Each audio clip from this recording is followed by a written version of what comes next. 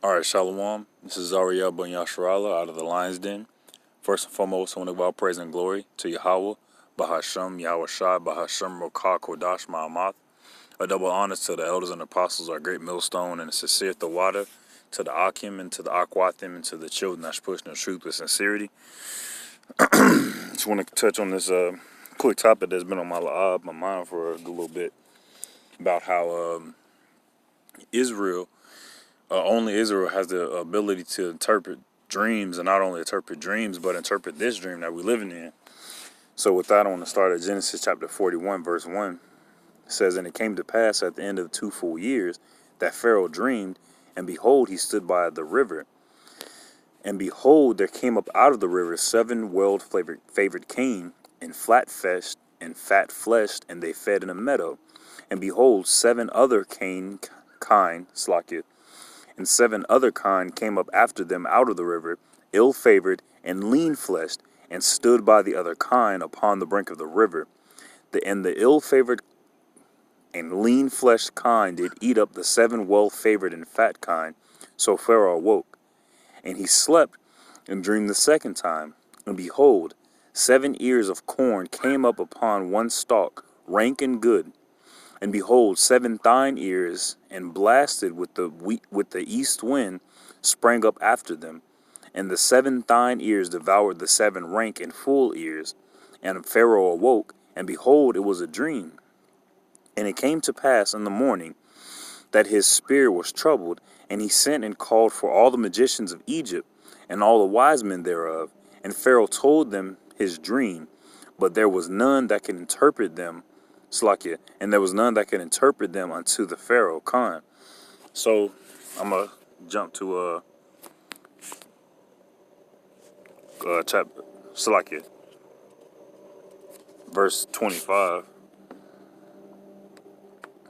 Okay, and it says, "And Joseph said unto Pharaoh." Now, the parts I skipped over, Joseph, he was he was in jail for a very, very long time over something that wasn't his fault. He was falsely accused.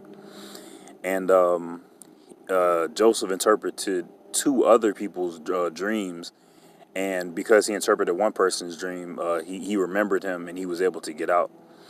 And this is verse 25. It says, "And Joseph said unto Pharaoh, The dream of Pharaoh is one. Yahweh hath showed Pharaoh what he is about to do. The 7 good kine are 7 years, and the 7 good years are The 7 good kine are 7 years, and the 7 good ears are 7 years. The dream is one. The 7 thin and ill-favored kine that came up after them in 7 years, and the 7 empty bears, and the 7 empty ears blasted with the east wind shall be 7 years of famine. That is this thing which I have spoken unto Pharaoh, what Yahweh is about to do, he showeth unto Pharaoh." All right. It says, "Behold, there come 7 years of great plenty throughout all the land of Egypt, and there shall arise after them 7 years of famine, and all the plenty shall be forgotten in the land of Egypt, and the famine shall consume the land." All right. It says, "And the plenty shall not be known in the land by reason of the famine following, for it shall be grievous."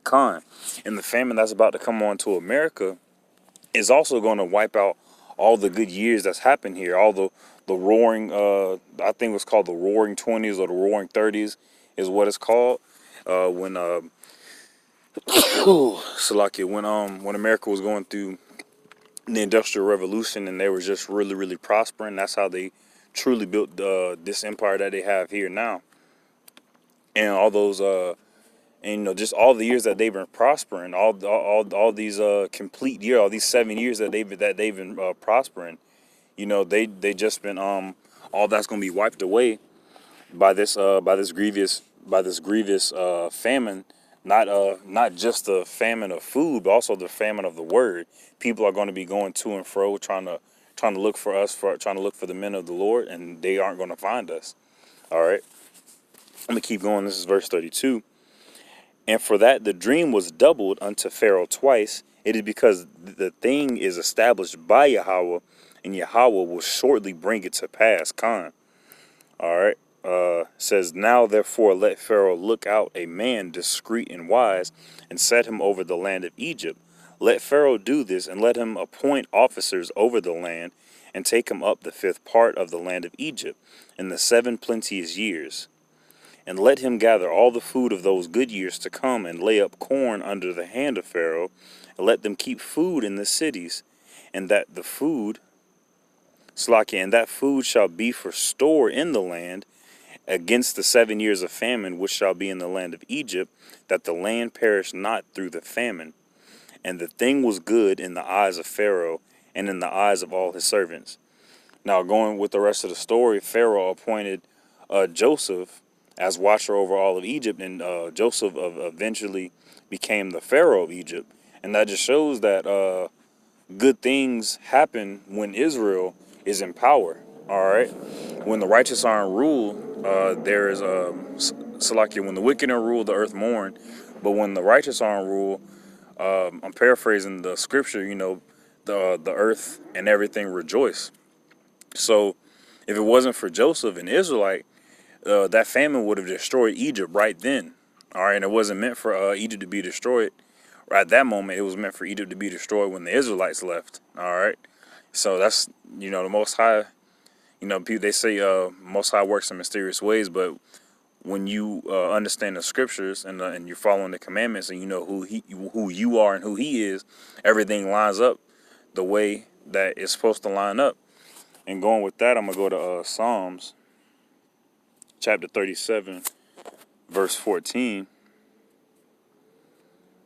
All right, on the topic of interpretation of dreams, it says, "The wicked have drawn out the sword and have bent their bow to cast down the poor and needy, and slay, Slakia, and to slay such as be of upright conversation. Their sword shall enter into their own heart, and their bows shall be broken. A little that a righteous man hath is better than the riches of many wicked khan. All right, for the arms of the wicked shall be broken, but the Lord upholdeth the righteous." So that's an interpretation within. That's an interpretation. That's a very easy interpretation that a lot of people don't have the ability to understand, because they don't understand that the wicked are in rule, who are the Caucasian. People call them Caucasians. Well, people call them white, but we know them as cave dwellers, the Caucasians, who the Bible calls it Edomites.